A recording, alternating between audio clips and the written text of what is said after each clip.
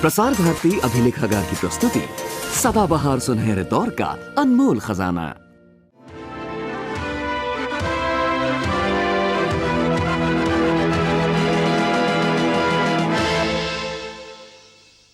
भारत का संविधान क्यों, क्या और कैसे, इस श्रृंखला की पिछली कड़ी में हमने देखा कि किस प्रकार उद्देशिका में हमारे संविधान के आदर्श, उसकी आस्थाएं और उसके मूल्य मूर्तिमान हुए हैं। हमने कुछ विस्तार से बातचीत की संविधान के कुछ मूल्यों के बारे में, जैसे लोकतंत्र, संप्रभुता आदि। आइए आज हम बातें करें संविधान के कुछ और आधारभूत मूल्यों के बारे में, जैसे गणराज्यात्मक व्यवस्था, न्याय, सामाजिक, आर्थिक, राजनैतिक, बंधुता, राष्ट्र की एकता और अखंडता आदि। और देखें कि किस प्रकार ये सब मूल्य एक दूसरे से जुड़े हुए हैं, एक दूसरे के ऊपर आधारित हैं, एक दूसरे से संबंधित हैं। गणराज्य। संविधान ने देश को एक गणराज्य की संज्ञा दी है। गणराज्य का अभिप्राय वो राज्य है जो राजा या इसी तरह के एक शासक द्वारा शासित नहीं होता। उसमें शक्ति लोगों में और उनके निर्वाचित प्रतिनिधियों में निहित होती है।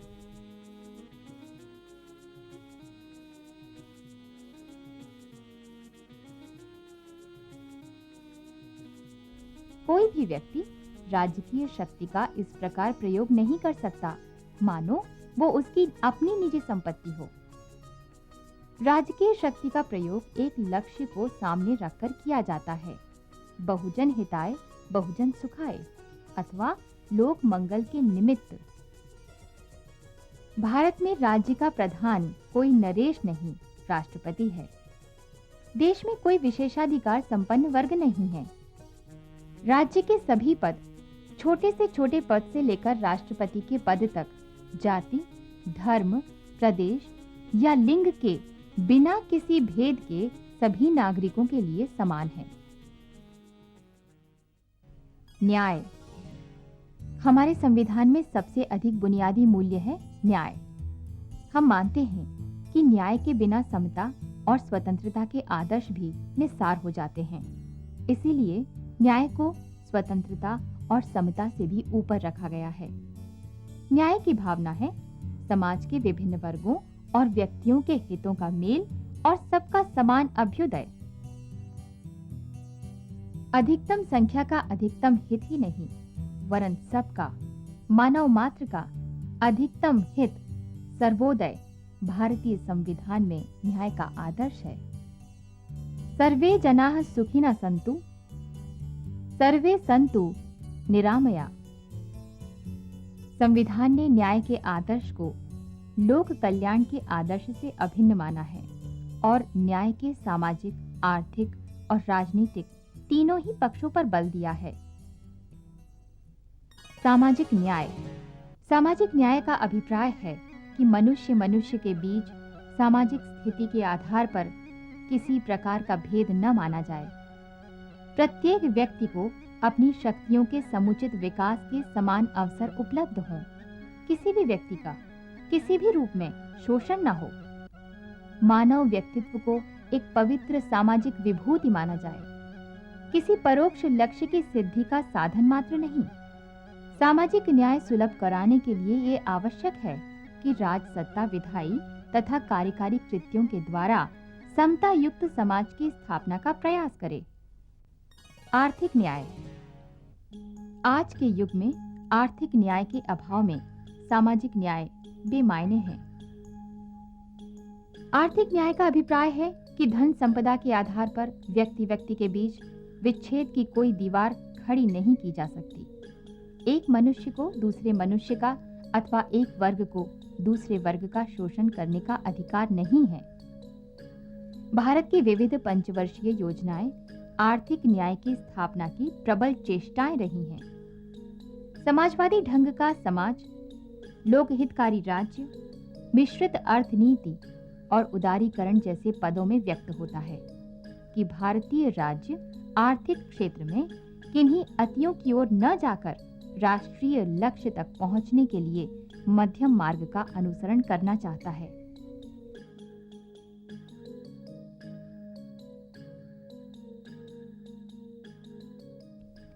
राजनीतिक न्याय। सामाजिक न्याय और आर्थिक न्याय तभी संभव है जब राज्य की सत्ता ऐसी हो जो उन्हें मान्यता दे, तथा जब व्यक्ति को किसी भेदभाव के बिना समान राजनीतिक अधिकार भी उपलब्ध हों।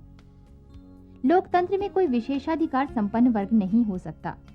अतः संविधान ने सार्वभौम वयस्क मताधिकार की व्यवस्था, सांप्रदायिक निर्वाचनों का अंत और विविध स्वातंत्र्य अधिकारों द्वारा राजनीतिक न्याय के आदर्श को मूर्त रूप दिया है। स्वतंत्रता। न्याय के बाद संविधान ने सबसे अधिक महत्व स्वतंत्रता के सिद्धांत को दिया है। विचार, अभिव्यक्ति, विश्वास, धर्म और उपासना की स्वतंत्रता को व्यक्तियों तथा राष्ट्र के आत्मिक उत्कर्ष के लिए आवश्यक माना है।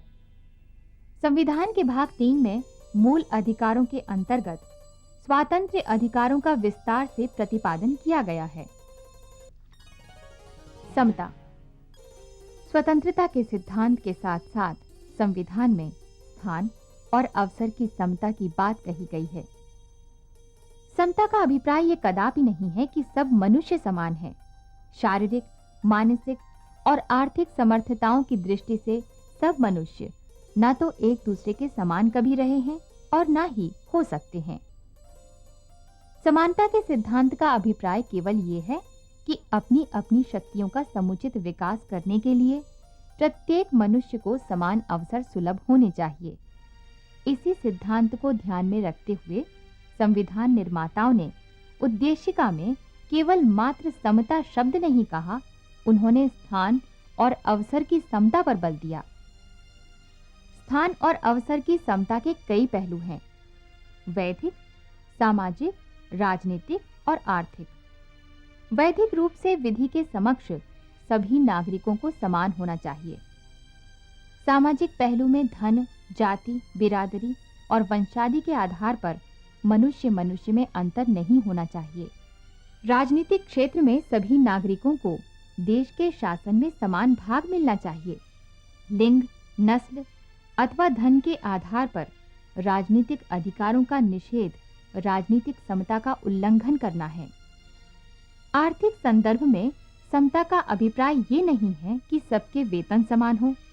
इसका अभिप्राय है कि समान योग्यता और समान श्रम के लिए वेतन भी समान हो। आर्थिक समता में ये बात भी निहित है कि एक मनुष्य को दूसरे मनुष्य का अथवा एक वर्ग को दूसरे वर्ग का आर्थिक शोषण करने का कोई अधिकार नहीं है। चरम रूप में आर्थिक समता का निहितार्थ ये है कि उत्पादन और वितरण के साधनों पर संपूर्ण समाज का नियंत्रण हो और उसका प्रयोग जनसाधारण के कल्याण के लिए किया जाए। संविधान की उद्देशिका ने नागरिकों को स्थान और अवसर की यही समता प्रदान की है। बंधुता। न्याय, स्वतंत्रता और समानता के आदर्श तभी तक प्रासंगिक और सार्थक होते हैं जब तक वे भाईचारे की, भारतीय बंधुत्व की, एक ही भारत माता के सपूत होने की सर्वसाझी भावना को बढ़ावा देते हैं और इसमें जातीय, भाषाई, धार्मिक और अन्य अनेक प्रकार की विविधताएं आड़े नहीं आती। सर्वसामान्य नागरिकता से संबंधित उपबंधों का उद्देश्य भारतीय बंधुत्व की भावना को मजबूत करना तथा एक सुदृढ़ भारतीय भाईचारे का निर्माण करना है। वास्तव में बंधुता की संकल्पना पंथ निरपेक्षता की संकल्पना से कहीं अधिक व्यापक है। ये धर्म तथा राजनीति के पृथक्करण, धर्म की स्वतंत्रता, सभी धर्मों के प्रति समान आदर आदि से कहीं आगे जाती है। बंधुता के सिद्धांत को मान्यता देने की जरूरत के विषय में बोलते हुए डॉक्टर अंबेडकर ने संविधान सभा में कहा था, बंधुता का अर्थ क्या है? बंधुता का अर्थ है सभी भारतीयों के सर्वसामान्य भाईचारे की, सभी भारतीयों के एक होने की भावना। यही सिद्धांत सामाजिक जीवन को एकता तथा अखंडता प्रदान करता है। व्यक्ति की गरिमा। बंधुता से व्यक्ति की गरिमा को सुरक्षित रखने तथा बढ़ावा देने की आशा की जाती है। संविधान निर्माताओं के मन में व्यक्ति की गरिमा सर्वाधिक महत्वपूर्ण थी। कह सकते हैं कि अन्य मूल्यों की सार्थकता भी व्यक्ति की गरिमा सुरक्षित कर सकने की क्षमता में ही मानी जा सकती थी। इसमें एक ये भी भाव निहित है कि संविधान की इकाई व्यक्ति है, कोई जाति, संप्रदाय, परिवार, ग्राम, कुटुंब, कबीला या राज्य नहीं। राष्ट्र की एकता तथा अखंडता। व्यक्ति की गरिमा भी तभी सुरक्षित रह सकती है जब राष्ट्र की एकता और अखंडता सुरक्षित रहे। राष्ट्र की एकता और अखंडता के बिना न देश का आर्थिक विकास हो सकता है और न ही स्वतंत्रता और लोकतंत्र बचे रह सकते हैं। अतः राष्ट्रीय एकता को दृढ़ता प्रदान करना राष्ट्र का सर्वसम्मत लक्ष्य है। संविधान ने सांप्रदायिक निर्वाचनों का और अस्पृश्यता का अंत कर भारतीय समाज के विभिन्न तत्वों को एक दूसरे के निकट लाने का प्रयास किया है। सारे देश के लिए एक संविधान, एक ध्वज, एक नागरिकता, एक न्यायपालिका तथा एक ही दीवानी और फौजदारी कानून की व्यवस्था और अखिल भारतीय सेवाओं की स्थापना समूचे देश को एकता में बांधने तथा राष्ट्रीय बंधुता को सुदृढ़ करने के प्रयास हैं। अंतर्राष्ट्रीय क्षेत्र में बंधुता की भावनाओं का ये भी अभिप्राय है कि भारत संसार के विभिन्न देशों को एक दूसरे के निकट लाने तथा विश्व शांति और भाईचारे की स्थापना करने की दिशा में अपना पूर्ण योगदान देना चाहता है। विश्व भर में भाईचारा अथवा वसुधैव कुटुंबकम भारत का परंपरागत मंत्र रहा है। उद्देशिका के शब्दों को और उनमें छिपे मूल्यों और आदर्शों को समझने के बाद ये स्पष्ट हो जाता है कि उद्देशिका संपूर्ण संविधान का लघु रूप है। संविधान निर्माताओं ने संविधान का सारा निचोड़, दर्शन, मूल मंत्र सभी उद्देशिका में निबद्ध कर दिया है। उद्देशिका में वर्णित आदर्श, सिद्धांत और लक्ष्य इतने उदात्त, व्यापक और देश के सभी लोगों के हितों से प्रेरित हैं कि उनसे किसी को मतभेद नहीं हो सकता। ये कुछ कम महत्व की बात नहीं है कि उच्चतम न्यायालय ने यह निर्णय देते हुए कि संविधान के सभी प्रावधानों में संशोधन किए जा सकते हैं, किंतु उसके मूल तत्वों को नष्ट नहीं किया जा सकता, उद्देशिका में दिए गए मूल तत्वों की मिसाल दी। आशा की जा सकती है कि आने वाली पीढ़ियां युगों तक इन आदर्शों से अपने अपने समय के अनुसार प्रेरणा लेती रहेंगी। उद्देशिका में निहित पावन आदर्श हमारे राष्ट्रीय आदर्श हैं। वे एक ओर हमें हमारे गौरवमय अतीत से जोड़ते हैं और दूसरी ओर उज्जवल भविष्य से। लेकिन ये भारत है क्या? क्या भारत हम किसी भौगोलिक इकाई को कहते हैं? क्या भारत राजनीतिक मानचित्र पर बना हुआ कोई भूखंड का नाम है? क्या भारत उसकी सीमाओं से, भौतिक सीमाओं से बंधा हुआ कोई क्षेत्र है? भारत क्या है? भारत हजारों वर्ष से अविरल बहती चली आ रही एक सभ्यता और संस्कृति की धारा है। भारत एक भौगोलिक इकाई है। कश्मीर से कन्याकुमारी, राजस्थान से मणिपुर तथा निकोबार और लक्षद्वीप तक फैला भारत हमारा देश है। भारत एक संप्रभुता संपन्न राष्ट्र है, एक लोकतंत्रात्मक गणराज्य है। राजनीतिक व्यवस्था की दृष्टि से संविधान के शब्दों में भारत अर्थात इंडिया राज्यों का संघ है। भारत के राज्य क्षेत्र में शामिल हैं राज्यों के राज्य क्षेत्र, संघ राज्य क्षेत्र और अन्य अर्जित राज्य क्षेत्र। इस समय भारत भूमि में भारत के राज्य क्षेत्र में 25 राज्य और 7 संघ राज्य क्षेत्र आते हैं। वे इस प्रकार हैं: आंध्र प्रदेश, अरुणाचल प्रदेश, असम, बिहार, गोवा, गुजरात, हरियाणा, हिमाचल प्रदेश, जम्मू कश्मीर, कर्नाटक, केरल, महाराष्ट्र, मध्य प्रदेश, मणिपुर, मेघालय, मिजोरम, नागालैंड, उड़ीसा, पंजाब, राजस्थान, सिक्किम, तमिलनाडु, त्रिपुरा, उत्तर प्रदेश और पश्चिम बंगाल। संघ राज्य क्षेत्र: अंडमान निकोबार द्वीप, चंडीगढ़, दादरा और नगर हवेली, दमन और दीव, राष्ट्रीय राजधानी राज्य क्षेत्र दिल्ली, लक्षद्वीप, पौंडीचेरी। भारत एक संघ है। ऐसा नहीं है कि अमेरिका की तरह हमारे यहाँ अलग अलग राज्य रहे हों और उन्होंने आपस में कुछ समझौते करके एक संयुक्त राज्य बनाने का फैसला किया हो। भारत संघ तो संविधान सभा की घोषणा से ही जन्मा, स्थापित हुआ है। कोई भी राज्य संघ से अलग नहीं हो सकता और न ही अपनी मर्जी से अपने राज्य क्षेत्र में परिवर्तन कर सकता है। डॉक्टर अंबेडकर ने संविधान सभा में कहा था, अमरीकियों को यह सिद्ध करने के लिए गृह युद्ध लड़ना पड़ा था कि राज्यों को अलग होने का कोई अधिकार नहीं तथा उनका फेडरेशन अविनाशी है। प्रारूपण समिति का विचार था कि इसे अटकलबाजी या विवाद के लिए छोड़ देने की बजाय बेहतर यही है कि इसे आरंभ में ही स्पष्ट कर दिया जाए। संसद विधि द्वारा भारत संघ में नए राज्यों का प्रवेश या उनकी स्थापना कर सकती है। जिस नवीनतम राज्य को संघ में जोड़ा गया वो था सिक्किम राज्य। ऐसा सिक्किम विधानसभा के अनुरोध पर और जनमत संग्रह के द्वारा सिक्किम के लोगों की स्वीकृति से किया गया। संसद को किसी राज्य में से उसका राज्य क्षेत्र अलग करके अथवा दो या अधिक राज्यों को या राज्यों के भागों को मिलाकर अथवा किसी राज्य क्षेत्र को किसी राज्य के भाग के साथ मिलाकर नए राज्य का निर्माण करने की शक्ति प्राप्त है।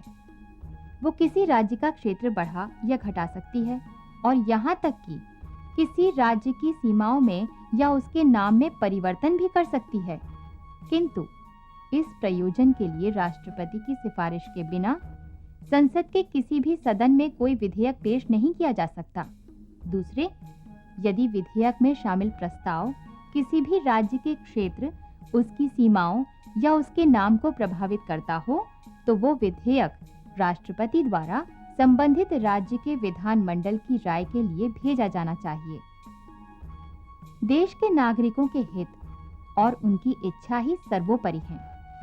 यद्यपि भारत का संविधान 26 जनवरी 1950 को लागू हुआ, नागरिकता संबंधी अनुच्छेद 26 नवंबर 1949 को संविधान के स्वीकृत होते ही लागू कर दिए गए थे। इनमें बताया गया था कि भारत के नागरिक कौन हैं। बाद में नागरिकता अधिनियम 1955 के द्वारा नागरिकता के अर्जन और निरसन की व्यवस्था की गई और तय किया गया कि किस प्रकार कोई भारत की नागरिकता प्राप्त कर सकता है या खो सकता है। मोटे तौर पर 26 जनवरी 1950 के बाद भारत में जन्मा कोई भी व्यक्ति जन्म से भारत का नागरिक होगा। 26 जनवरी 1950 के बाद भारत के बाहर जन्मा कोई भी व्यक्ति भारत का नागरिक होगा यदि उसके जन्म के समय उसका पिता भारत का नागरिक था। कतिपय दशाओं में कुछ श्रेणियों के व्यक्ति रजिस्ट्रीकरण द्वारा भारतीय नागरिकता अर्जित कर सकते हैं। विदेशी व्यक्ति कतिपय शर्तों पर नागरिकता प्राप्त करने के लिए आवेदन देकर भारतीय नागरिकता अर्जित कर सकते हैं। संविधान निर्माताओं ने एकीकृत भारतीय राष्ट्र तथा संयुक्त बंधुता का निर्माण करने के लक्ष्य को सामने रखकर इकहरी भारतीय नागरिकता का प्रावधान किया। सभी नागरिकों के, चाहे उनका जन्म किसी भी राज्य में हुआ हो, बिना किसी भेदभाव के देश भर में एक से अधिकार तथा कर्तव्य हैं। केवल जम्मू तथा कश्मीर, जनजातीय क्षेत्रों आदि के मामलों में कुछ विशेष संरक्षण प्रदान किए गए हैं। हम भारत के लोग एक हैं, हमारा राष्ट्र एक है, एक ध्वज है, एक संविधान, एक राज्य व्यवस्था, एक नागरिकता और एक अविभाज्य संप्रभुता। भारत की नागरिकता का तकाजा है कि हम अपने अधिकारों और दायित्वों को समझें, अपने लोकतंत्र में सक्रिय भागीदार बने और अपनी पूरी शक्ति के साथ अपने राष्ट्र की अस्मिता और स्वाधीनता की रक्षा करें। सब मिलाकर देखें तो हम भारत के लोग एक हैं। हमारा राष्ट्र एक है, हमारा संविधान एक है, हमारा ध्वज एक है, हमारी नागरिकता एक है और एक है हमारे राष्ट्र की अविभाज्य संप्रभु सत्ता। हमारी स्वाधीन भारत की नागरिकता का तकाजा है कि हम सब अपने कर्तव्यों को, अपने अधिकारों को भली प्रकार समझें और देश के शासन में, लोकतंत्रात्मक व्यवस्था में भागीदार बने, साझीदार बने और देश की अस्मिता की, देश की स्वाधीनता की, देश की एकता की प्राणपण से रक्षा करें।